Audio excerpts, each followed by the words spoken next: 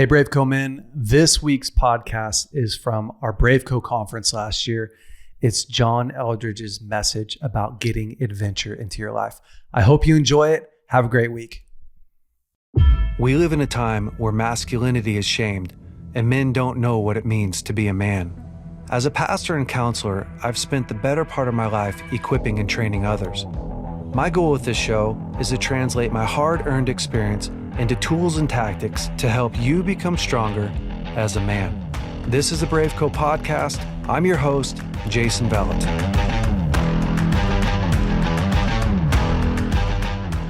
So we're going to take a journey of the heart this afternoon and this evening.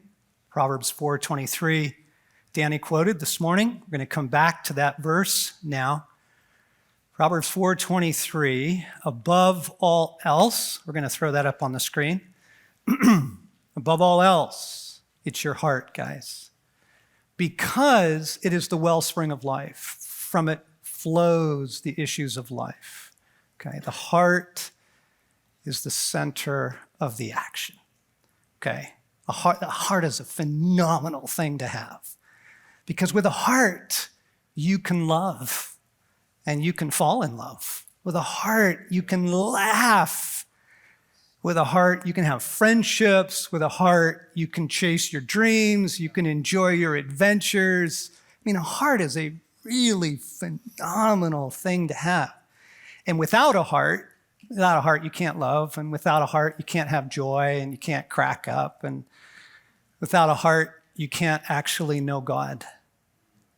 If you take a brief cruise through the scriptures, it's all about the heart. The heart is the center of the action. Thy word I have treasured in my heart, that I may not sin against you, right? Trust in the Lord with all your heart.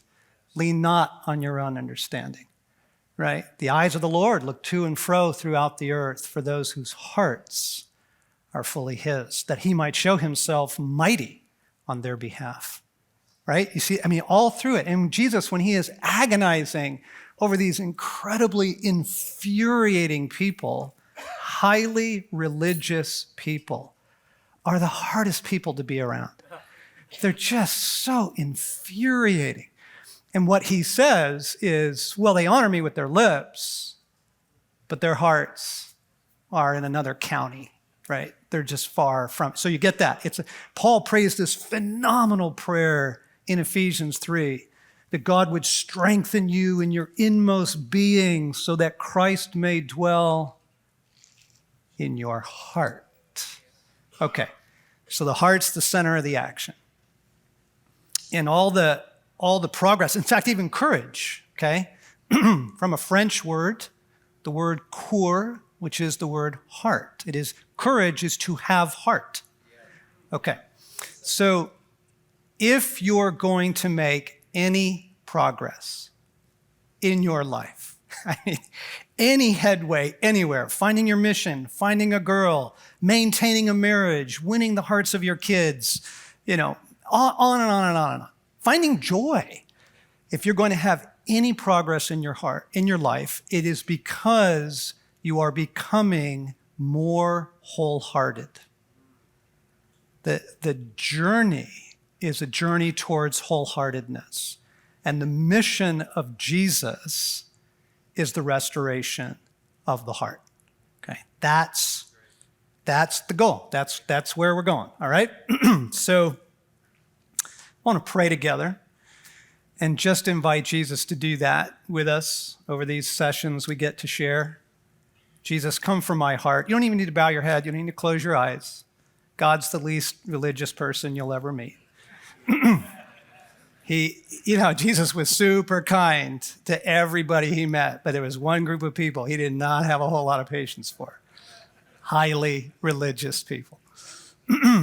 So what we simply ask is, oh, Jesus, I would love that. Are you kidding me? Like, to have my whole heart back? That would be amazing. I'm in. I would love to take a journey with you this afternoon and through the whole weekend, through the whole experience. Come from my heart.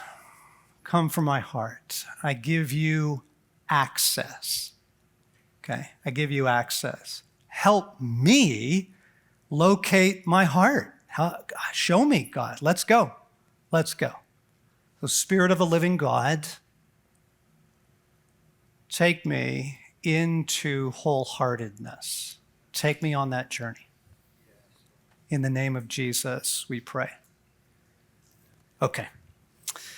So Genesis, you get this phenomenal, mythic, early record of things. It's not mythic in the sense that it's not true. It's mythic in the sense that it's global and encompassing and explains everything. God makes the waters and the separation of the waters, and he makes this phenomenal world, and then he does something really extraordinary. Then God said, let us make man in our image, in our likeness, and let them rule. Okay? So God created man in his own image. We'll put that verse up on the screen, Genesis 1:27. God created man in his own image. In the image of God, he created him male and female. He created them. Whoa. Like, that's extraordinary. Gender is filled with so much beauty and dignity and power, because gender is how and where you carry the image of God into the world. So we can't just talk about the heart. You either have the masculine heart or women have a feminine heart. Right? So when you go on the journey of the heart, it's the journey of the masculine heart, the journey of the masculine soul. Gender is so profound, it is literally at the level of the soul. You will be a man forever, right? When people step into the rest of the reality, when they step into the fullness of the kingdom, they are still male and female, and they still rule, by the way. But that bestowing of something that's filled with so much dignity and honor, right? The Imago Dei, the image of God in you, is in your heart. God gave you his heart as his son. That's how and where, and that's the nuclear powerhouse. That's the center of your life. The power center there of passion and beauty and love and fierceness. All of that comes out of the heart, out of the masculine heart that he put within us. I want to start this afternoon's journey together, our walk together, by wondering together and accessing, what is that? What did God set within you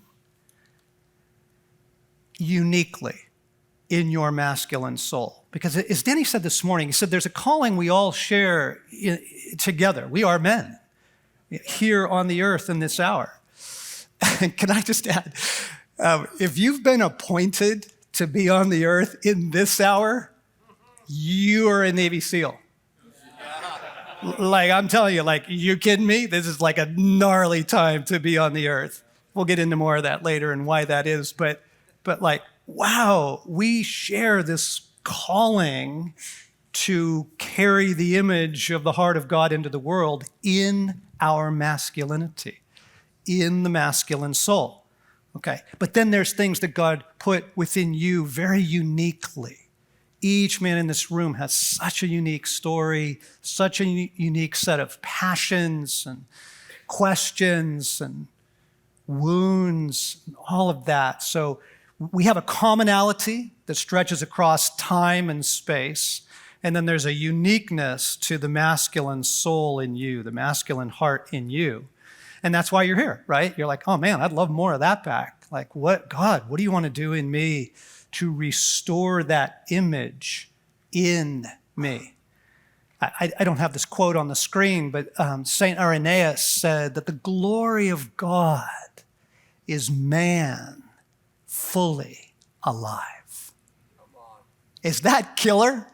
What? Like, most people have no idea what the gospel is. The gospel is the restoration of your humanity. It is the restoration of the Imago Dei, the image in you. It is a heart that has been made whole and set free. Hey, BraveCo men, I want to talk to you about our Foundations of Masculinity 12-week video series that we created for the guy that wants to grow stronger as a man. If you want to become a better leader, a better father, a better husband, have better relationships, this course is for you. And here's the thing, you get 12 incredible videos that literally walk you through step by step on how to grow. You also have homework with each one that is honestly pretty effective. And lastly, you get access to our private Facebook group. We're on there chatting with you guys. You can ask questions. You can connect with other men that are just like you. Go to braveco.org to check it out, and you can sign up today. Battle, adventure, beauty. Battle, adventure, beauty. These are things that are core to the masculine soul. And you watch that story unfolding in Genesis because God gives us this passionate, powerful, beautiful heart, sets us in the world to rule, and then things start going sideways, right? And there's battles to be fought, there's adventures to be lived, and there's a beauty to be loved really well. Right? That's Adam. Suddenly he finds himself in that situation, and that's every man's craving, that's every man's story. Battle, adventure, beauty. If you look at what men do with their free time, you learn a lot.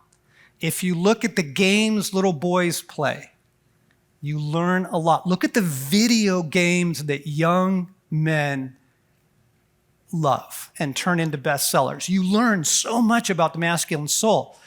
Look at what men dream about, what they daydream about, what you do.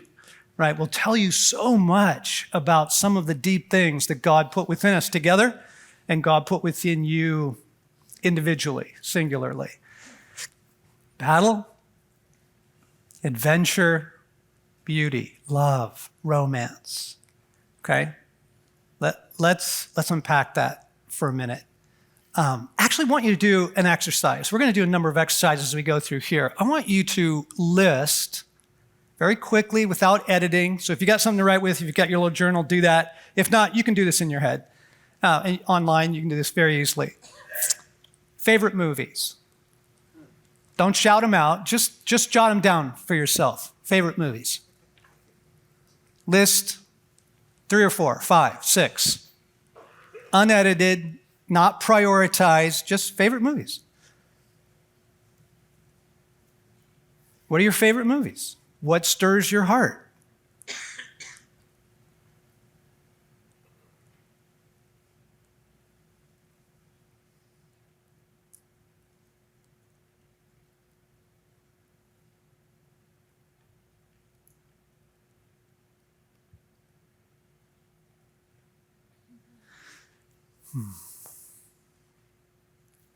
And now look at that list and ask yourself, why? Why? Why those movies? Why do you love them? Jason, favorite movie? Just toss one out. Tombstone. Tombstone. Why? Because of the Wild West and the justice it served. Wild West, adventure, right? Battles, and the justice thing. Yeah. Somebody else, put your hand up. Endless summer, right? Exactly. That is actually eternity, by the way. Yeah, I'm not kidding you. Is endless summer. Sorry for you guys who love winter. It's endless summer. Why? Why do you love endless summer? The surfing road trip film. Why? Right, coast of South Africa. Yeah, right? Look at him. He's gone. That's beautiful. What else? Somebody put your hand up. Movie. Yep. 300. Why? Battle, brotherhood, unity, right? You see that. Yeah, you see that visceral response to it. Let me have another. Castaway. Fascinating. Why? He rescued himself. Yeah. Right. He had to rise up. He rescued himself. He had to rise up. He had to come through. Okay? We're going to get back to that. That's huge. Yes. Oh, come on. Dun, dun, dun, dun, dun, dun, dun, dun. Last of the Mohicans. Why?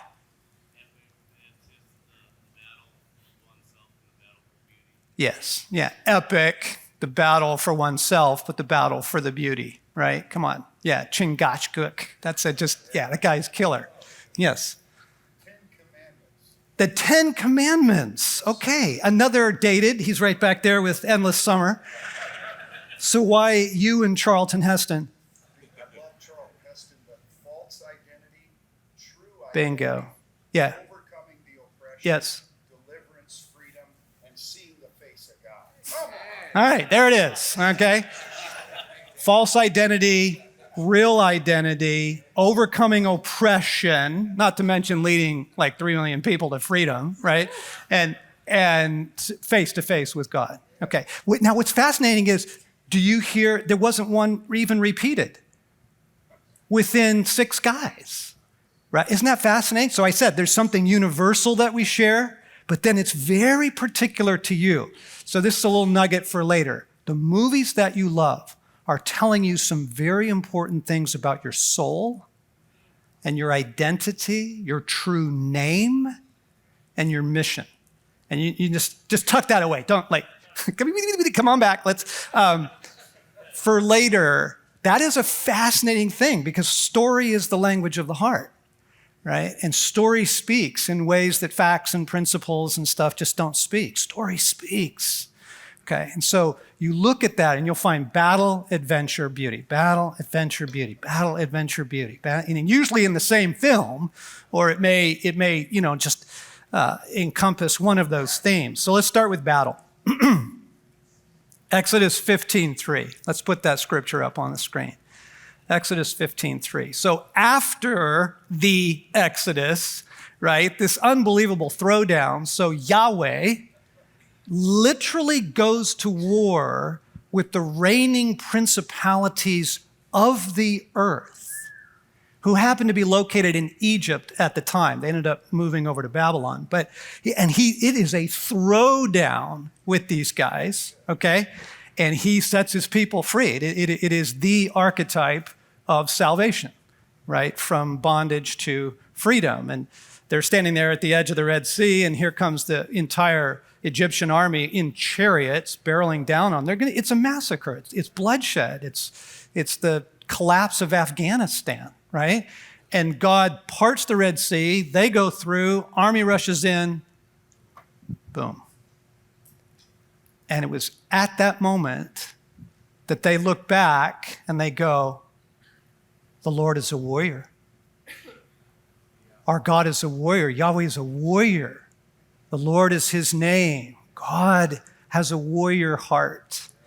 And you would know this if you just looked at the video games men love to play, you look at your favorite movies, you watch the life of little boys. This is so deeply wired into the masculine soul, the need and the expression of the warrior heart. Now, I want to add very quickly, it does take unique expressions. And it takes a lot of warrior, for example, to finish college. It takes a lot of warrior to be an artist. So I'm not just talking about 300, though that's, a killer film. But the warrior heart is in your being because it's in the being of God. It's part of his identity. Yahweh is a warrior, right? I'm going to put a photo up on the screen of a little boy. I think he's about 4 years old at this point. And he's got on the costume of boyhood. Right here, it's Thor with the hammer of Thor, which he promptly used on me. This is a son of one of our staff. Little guy, Isaac is his name. But this is archetypal. I mean, I just love this. Because and it could be Jedi Knights, it could be Spider-Man, a fireman, a cowboy, boyhood. If you just let boys be boys, you see the battle come out pretty quickly. And I was raised in Southern California. There were no guns in our household. I was raised in a very suburban kind of, and nearly lost my soul there. More on that later. But we moved to Colorado. We raised our sons in Colorado. And I wasn't raised in hunting. I wasn't raised in any of that. My sons would chew their graham crackers into the shape of handguns at the breakfast table and then do, you know. I mean, you just can't make this stuff up. It is so deep in there. Yeah, okay, right. So you get that, and that little guy, and all little boys like him. It was not women who invented hockey. It was not women who invented the special forces. It was not women who invented airsoft guns. Although that was a brilliant piece of marketing, right? Because they're like, how do we get moms to approve these guns coming in, right? And so we'll call them airsoft guns. Have you been hit by one? There's no air and there's no soft, right? It hurts. But that is not a female creation. This is a really fascinating thing. How much do you enjoy losing? Oh, it's just a crusher, right? It's, ooh, yeah, exact. Failing, blowing it, striking out. Why? Why is that so absolutely devastating for the masculine soul? Because you're a warrior, guys. You are a warrior through and through to the core of your being. God gave you his warrior heart. And again, it gets expressed in different ways, but the pandemic rolls through, crushes humanity, and there was so much anger in men. So domestic violence went up, right? Drug and alcohol abuse went up, all that. During the pandemic, the rage. There's two kind of drivers in our neighborhood now. This is a fascinating thing to watch. There's very, very timid drivers, people who just creep up to the intersection and then creep through. And then there's the ragers, right? Who come flying up on my tail. And I carry the spirit of the law, not the letter of the law in my driving. But these guys, like, they're going 20, 25 miles an hour. They get on my tail, and then they just ride my tail till they can get around me. And the rage that comes out in me, like, I'm going to kill you. Because what you're doing is so unrighteous, right? So it's like, yeah. But you see that, why the rage? Why was rage such a fruit of what we all just went through and are still in? Why rage? Because men knew we are in the midst of a battle, and I don't know what the battle is. What are we fighting? We're fighting a germ? We're fighting politics? We're fighting mass? You can just feel the no, kind of thing in you, and then it just gets all ugly, right? And you get last November and all that, The rage in men, you can't deny the warrior heart in you. If you suppress it, it will come out later in profound depression, anxiety, or rage. Okay, this is so deep within the masculine soul. And I got to tell you, it's a rough time to be a man.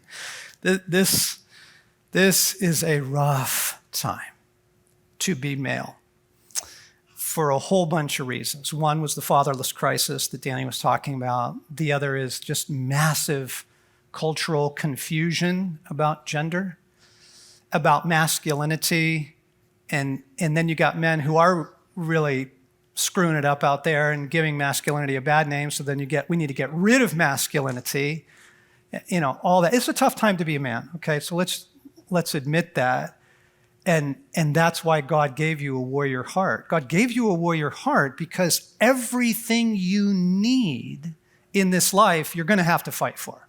Amen. You will have to fight for your friendships. You have to fight for your church. You're going to have to fight for your marriage. You'll have to fight for your kids. You have to fight for your calling, your career, everything you want.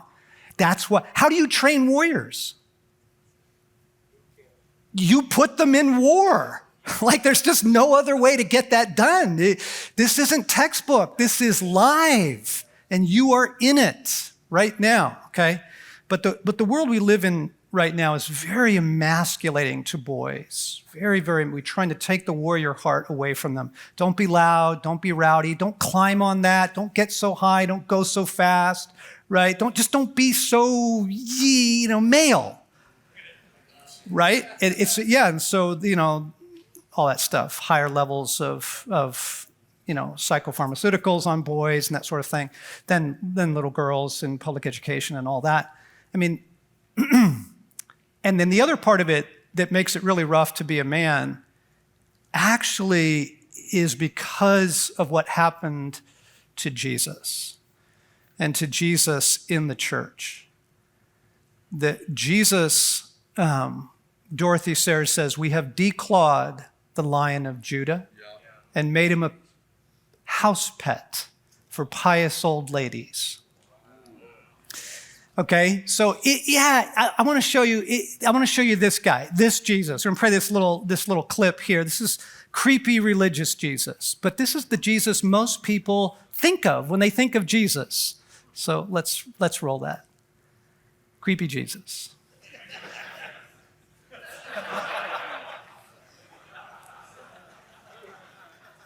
It's like, don't let this guy in your children's program,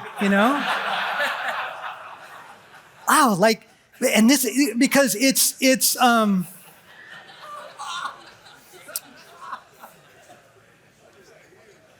the nicest man in the world. He's the nicest man in the world, that Jesus, right? He's very, very spiritual, very religious, children around him, lamb on his shoulder, maybe. You've all seen those pictures. You spend any time in Sunday school, this is the guy you get, okay? You don't get the Lion of Judah. You don't get the warrior who is Yahweh, right? You get this guy, and it is really brutal on men's hearts in the church because you're like, hey, follow Jesus, okay?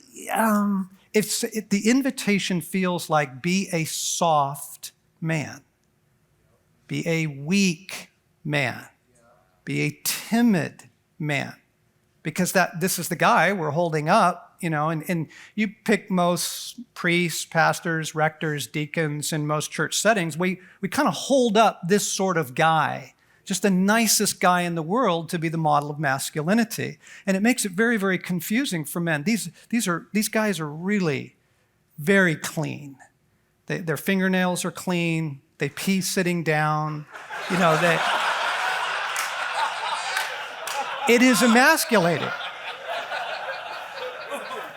And that's a hard guy to follow. That it is. You would not follow him, into Afghanistan right now. You would not follow him into really tough situations. So I'm going to pause for a moment and say, Jesus has a personality. He's a real person, okay, with a sense of humor, okay, and a playfulness about him. He's absolutely brilliant, okay, cunningly brilliant, and he is fierce. Jesus is fierce. Now, when brokenness is in the room, he is the kindest man you will ever meet. Yes, there is a kindness to Jesus, no question, right? But when the enemy's in the room, he is fierce, absolutely fierce. And the scandalous things he does. I mean, the guy, he seems intent on destroying his reputation. Because one of the things in his day, Jewish men did not speak to other women in public, women they were not married to. And a rabbi didn't even speak to his own wife in public, okay? And Jesus walks up to trafficked women and builds friendships with them. The John 4 is with the woman at the well, and she's got she's in serial relationships and a sexual reputation, and she comes to the well, and Jesus strikes up a conversation with her. And you're like, dude, like this is going to make the tabloids. This is like, do not let this, if this gets on the internet, you are discredited. Okay, but he doesn't care. He does not care because he's the most loving man you will ever encounter. And then he goes to the wedding, right? They run out of booze late into the evening. They clear out the cupboards, and it's really an embarrassing moment for the family and all of that. And so Jesus' mom comes to him and she says, hey, they have no more wine. It's not enough to drink. And Jesus is like, oh, Mom, no, not right now. But you see the flexibility of Jesus. He's flexible. He's like, okay. Why don't you fill those stone jars over there? Yeah, 6 of them, 30 gallons each. Do the math. 180 gallons of wine. That's 907 bottles that Jesus kicks into the party late in the evening. Like, Jesus is the kind of person you want to go on a road trip with. Right. He is marvelous. He's absolutely marvelous. And his sense of humor. So he kind of calls the guys into his deal, into the revolution, with the miraculous catch of fish, right? It's early in the Gospels, and that's where Peter says, "Go away from me, Lord, for I am a sinful man," like the religious stuff. And Jesus is like, just put out the boat and we're going to get this thing done. And it's a miraculous catch of fish, and they leave everything and follow him, okay? So you got to get the inside joke here. That's how they met. Okay, 3 years later, crucifixion, resurrection, and then after the resurrection, Jesus is kind of in and out and shows up in kind of remarkable times, but he's gone right now. So the guys go fishing, and Jesus shows up on the shore. John 21. Are you familiar with this? This is unbelievable. Okay, so he doesn't say, "Hark, thou unto me, come study the scriptures." Okay, he literally shows up on the beach and he says, "Hey, how's the fishing?" And it says the disciples did not recognize that it was Jesus, which means like, what? He's got like some sort of disguise on. He borrowed somebody's robe or something. And you're like, what kind of thing? And their answer to him, they just blow him off. They think he's the typical tourist joker who always asks fishermen how the fishing's going, right? And their answer to him is a one-word answer. He says, "Hey, have you caught anything?" And they say, "No." They just blow him off. If they knew it was Christ, right? And they don't. And so Jesus says, "Why don't you try the other side?" And they're like, "Okay." And so they throw it on the other side, bam. 3 years earlier, magic moment, it's the inside joke, right? And that's when John goes, "It's the Lord!" And Peter's in the water, and the fascinating thing is the guys were fishing naked because it says that Peter put his clothes back on. Okay, so it's a rough night, hot, they're out there. And the whole time, Jesus has not announced that it's him. He just does that, and then he goes,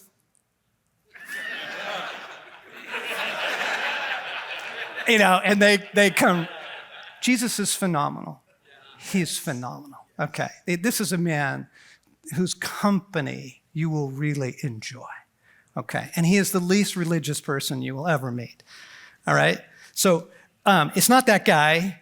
It's the warrior heart. He's giving you the warrior heart. He's giving you a heart for adventure, battle, adventure. Because you watch the story of Genesis. The Imago Dei is bestowed, gender at the level of the soul. It's so powerful. And then he gives Adam and Eve like a wedding present. He gives them the world. Okay? The world, the whole world. Guys, and think of it like no one has discovered music yet. No one's discovered art, architecture, industry, commerce, science. Like no river has been mapped. Nobody's figured out sailing yet. It's in there like an Easter egg. The whole thing is just waiting to be unpacked. Okay? Adventure is deep in the masculine soul. And if you get guys riffing, try this sometime this weekend. Ask guys about the best times in their life. Right? When were you really alive? When did you most feel alive? Get them to tell you some stories. You will hear stories mostly of adventure. Okay? Because it's adventure tests us, it shapes us, it calls us out. It's food for the masculine soul. Adventure is food.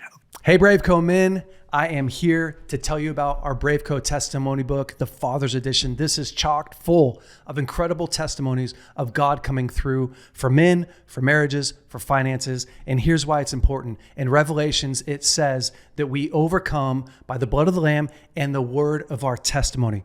And that is what happens when you get other people's testimonies as you get their breakthrough.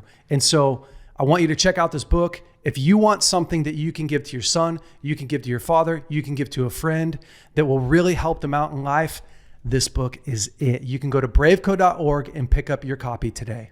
Okay, so if you were given enough money, I don't know what it is, $15,000, $20,000 to fund the trip of your dreams, what would you do?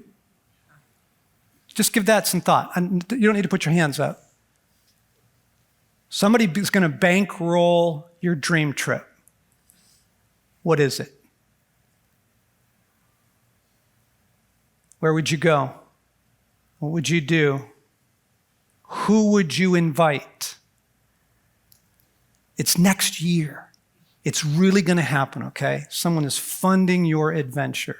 What would you do? Where would you go? Who would you invite? Sorry, guys. No, it's not. But what you're doing is you're accessing forgotten places in your own heart. Okay, because life just beats this out of us. It just beats the warrior down. It beats the adventure down, right? And men lose heart. When Thoreau wrote, more than 100 years ago now, most men lead lives of quiet desperation. It is because they lose heart. They lose heart. And you are wired for adventure. This whole world. Again, you want to learn about Jesus. Look at his world. Waterfalls, thunderstorms, deserts, right? Tigers and buffalo and killer whales. If you really want to know the heart of God, look at creation, because religion has just done so much drapery over Jesus and the Father in their heart. But just look at the world he made. You learn an artist. You learn a lot about a novelist by reading his novels. You learn a lot about, Vincent van Gogh by looking at his paintings. Okay, look at God's world and the wild beauty of it, the danger of it. Your heart is designed to thrive in that world, to come alive in that world. So where would you go? What would you do? And who would you invite?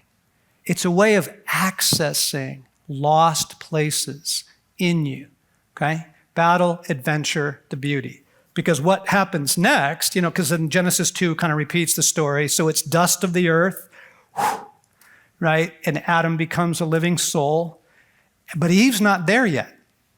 Okay, so Genesis 2 is looping back through the story to give you a little more texture and detail. So first it's the animals, right? And God brings all the animals in front of Adam to name, and they're obviously in pairs. There's male and female because they need to, reproduce the earth and fill the earth.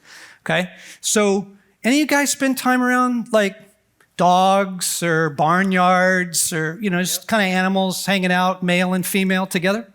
What do they start doing? They start humping each other. Okay, so Adam's sort of watching this, and he's like, that's a caribou, and, that's an elk, and we'll call that a jackrabbit. And what about me? What about me?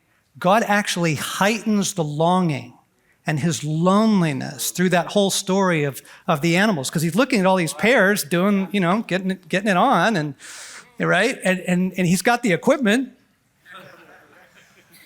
and he's like, well, what about me? And then God knocks him out, takes a rib, he wakes up, and there is a naked goddess. I mean, he's history. He starts writing poetry. He's like, yeah, he's Romeo, right? He's suddenly Adam's Romeo. He's the warrior, the adventurer. No, he's the lover now, right? And it's beauty. Come on, are you kidding me? Like, our sexuality is so deeply wired into our masculinity that when this stuff begins to get harmed and broken and confusion in there, man, it is super painful.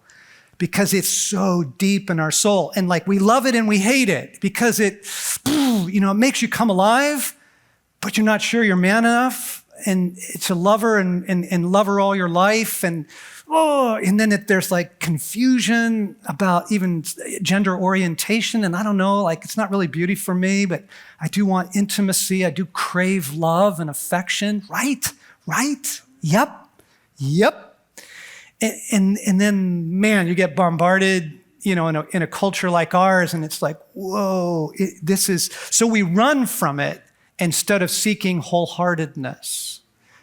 So guys, I just got some great news for you. Like, if you ignore this heart, it doesn't go away.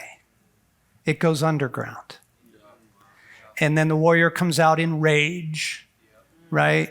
And the adventurer comes out in an affair. Do you know that most men who have affairs have them not for sex, but for adventure?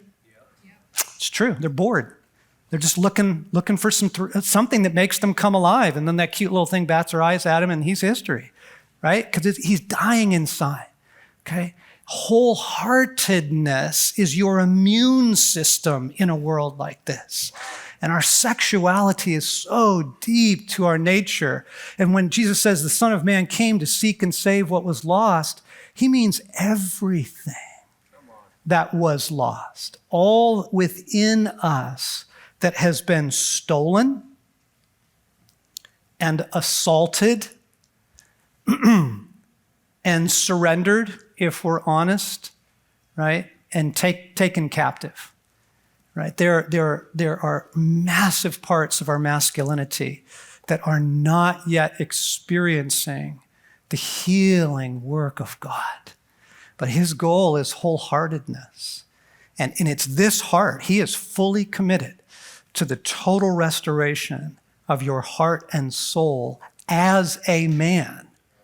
And then uniquely as you express masculinity in the world, the writer, the architect, the physician, the researcher, right? And your passions and your adventures and your battles, and right? That's you in that heart. And then the lover, right? The beauty, like Adam, like Eve was taken from Adam's side and none of us have recovered from the surgery. Like we are haunted by Eve. We keep looking for her, right? Because there's something in us that remembers what we were made for and the hero that we were, the hero, lover, warrior, king that we were. Like this. All we're doing here in this opening study, we're asking the question, what is this heart God put in me? What is my masculine soul? What makes me come alive? What stirs me? And what therefore needs the healing presence of God in our lives? What do we do? Because the story of every man's life in this room is the story of the long and sustained assault on your heart by the one who knows who you could be, and he fears you. He fears you. And so if the assault has been particularly ruthless in your life, what that means is that you are particularly dangerous. And there's just been this horrible assault on your heart to shut you down. Okay, so this is so important to the journey that we're on because motivation can only take you so far. Promise can only take you so far, your own promises, right? Desire can only take you so far. And the only way you can make it in a story like the one we're living in a gnarly story. It's a love story, but it's set in a world at war. It's always a love story, but it's in war. The only way you can make it at this point is the restoration of your heart. And so as you think about the places in your life, wow, I would love to have a family, or man, I have just no idea what my calling is, or you are in the stage of your calling and it's not going well and you're longing, whatever ground it is you would love to take in your life, it requires this. It requires your heart. And you will need a greater measure of your heart back. And I tried, guys. Everything I'm going to tell you more about my story in the next session, but everything I'm giving to you is not theory. I've been a therapist for 30 years. I've worked with thousands and thousands of men, but I just know my own story. And I can tell you the discipline doesn't work. Discipline's important. Discipline it won't see you through. It just won't. And it won't see you through a tough marriage. It won't see you through cancer. Okay? That you need something more. You need that powerhouse that God put in the center of your being. You need your whole heart back. And the offer of the gospel is the restoration of your heart. That is what Jesus came to do. Okay? More on that this afternoon. We'll unpack all of that. But what we're trying to locate here is that you are his son. You have his heart. You have the heart of Yahweh in you. You have the heart of Jesus in you. I guarantee it. I promise you. And then you have it very uniquely to you. Very uniquely to how you express adventure and love and beauty and battle in your soul. That is the gift. And then David says the most phenomenal thing. He says all kinds of unbelievable stuff in the Psalms. Reading the Psalms is reading David's journal. And it's pretty candid, okay? You get a real look at what is the inner life of a warrior king like. Well, read the Psalms, okay? Psalm 119. Here's what he says. We're going to put this scripture up. This is the last scripture for this time. He says, I run in the path of your commands because you have set my heart free. If you tasted that, if you knew that life, you would give everything for it. You would sell everything for it. Because everything else in life depends on that. You have to get that back, right? God's not here to put your heart in a cage, to shut you down and just make you a good boy, okay? He is here to set your heart free, to give you wholeheartedness. Jesus has beautiful, trafficked women, broken, with not clear sexual boundaries, throw themselves at his feet, okay?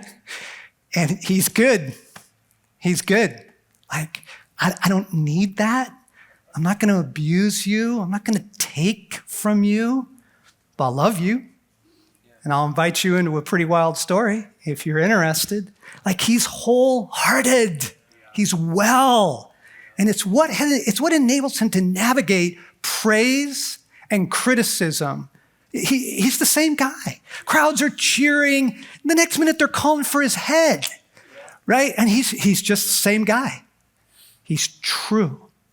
There is a trueness to the being of Jesus that he can just navigate this pretty messy world because he's wholehearted.